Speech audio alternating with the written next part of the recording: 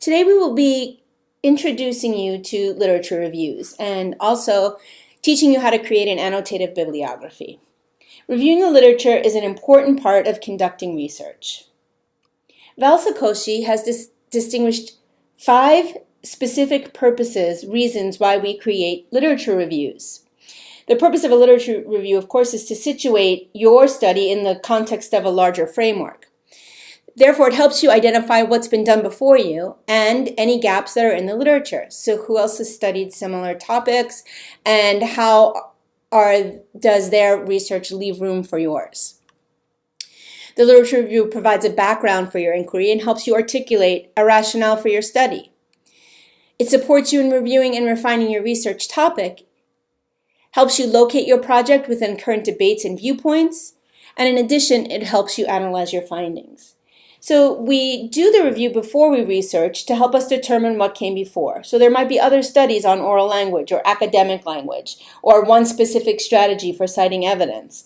But it also will show you gaps where you might generate new knowledge. So if there's a study, for example, about how to cite evidence, it might not be with your particular age group or population, or it might be a specific kind of information text. So it leaves room for you to study. We return to the literature review to help us organize. It also helps us understand the characteristics of literature. And also, finally, I often look at existing research to help me determine an analytic procedure. So what we're going to do by reviewing literature is to begin building a theory of action.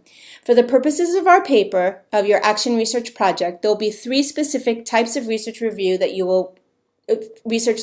will review. There'll be policy-related literature, theoretical literature, and existing research on your topic. So first, the policy-related literature. This case, I want you to think about what the mandates say, what policy requires you to do in terms of local, state, and or national guidelines that focus on your specific curriculum or your intervention. So for policy, you might be looking at documents or handbooks or curriculum guides, the Common Core State Standards, for example, different policy files, even your school mission and reports and websites might all contribute to you understanding the policy or the mandates that are related to the study that you're about to undertake. These documents usually are not peer-reviewed. We'll talk more about peer review in a moment, but these are usually mainstream materials, mainstream documents that you can include in your literature review. Now, we're going to have a whole section on theory and developing theory for you later in the semester, but just as a brief introduction, theory helps us understand how seemingly unrelated empirical observations tie together to make sense.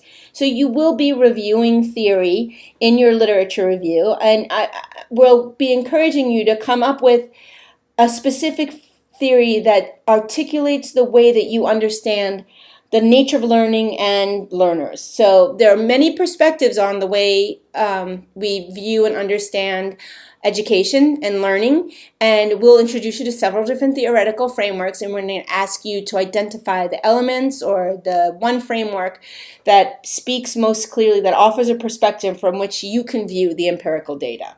So much more on this to come. You'll also be reviewing existing research. So you'll be looking at studies and see who else has wondered similar things and what have they learned. So if we go back to the idea of studying academic language or oral language in a classroom, small groups, you'll do the research, you'll look for similar studies that focus on your curricular topic or intervention. It might be a specific strategy, it might be a specific population or context, but you'll look for existing research. And in this case, it's more important to look at recent work. So when you're looking for theoretical literature to include in your review, it's not that important that it be within the last few years. However, when you're looking at existing research, it is important for you to narrow your focus to the recent past. So how do you locate relevant research literature? So your job will be to find books, journal articles, and other documents that will help inform your study from a political, policy, theoretical, and empirical perspective. So the first thing that you need to do in order to locate relevant research literature is come up with keywords or terms, because that's the way we search for similar items for relevant research. So think about those keywords. They may not be in your actual research question. Go back to the purpose of your study. Jot down a little list because it may take a little bit of digging to get you to come up with what you're looking for.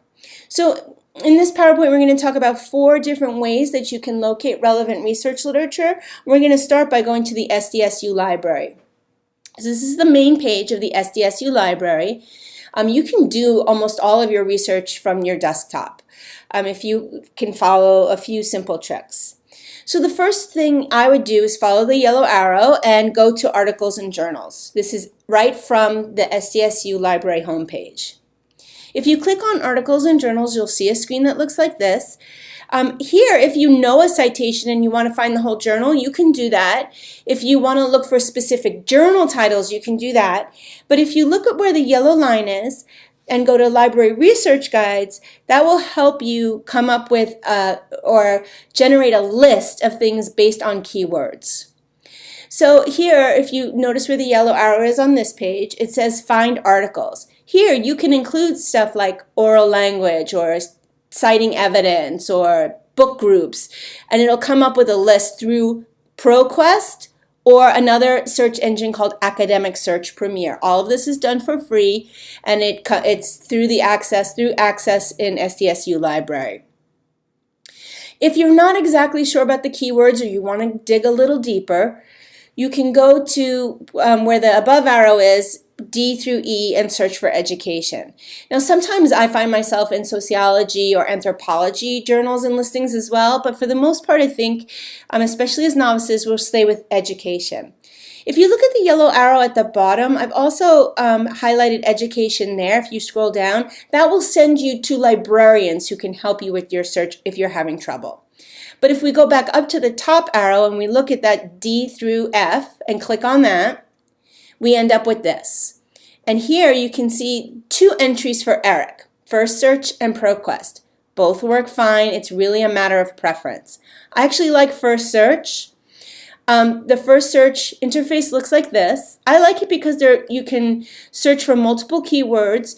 Also, those are pull-down menus, so I can search by title, phrase, or author, or year. It's really helpful, those pull-downs. And also, I wanted to point out that you can limit peer review. So if you pull down on the no limit on the peer review menu, you can choose yes or no. For the purposes of our assignment for the annotated bibliography, you're going to be required to have 6 of the 8 entries be peer reviewed. Peer reviewed means that your article, the manuscript, was reviewed by other people in your profession, other academics, other researchers that do similar work, and they determined that it was worthy for publication. Also note, you can delimit the year, so you can search by specific years or groups of years. The ProQuest interface is very similar. It also has an option for peer review. You can do keywords, you can do just in journals or all of full text, and it also has similar limits that you can make. Another resource is Google Scholar, and I've used Google Scholar only moderately, although I know some people are really fond of using the Google Scholar engine. You can just search Google Scholar or go to Google and click on More on your search page and you get this. One of the things I like about Google Scholar, it's scary, but it's also an attribute, is that it keeps track of what I search. So for example, this is my current page, and you can see that it lists articles that are relevant. This reflects my recent searches. My particular research area is in multimodal literacy. I do visuals in support of language development, and you can tell they're making recommendations based on what I've searched for in the past. In addition, the green here, I did recently search to find out who said we were standing on the shoulders of giants. I thought that might be something interesting to include in the Lit Review PowerPoint. And it's actually Isaac Newton. So this reflects my recent search and actually makes recommendations to me based upon those searches.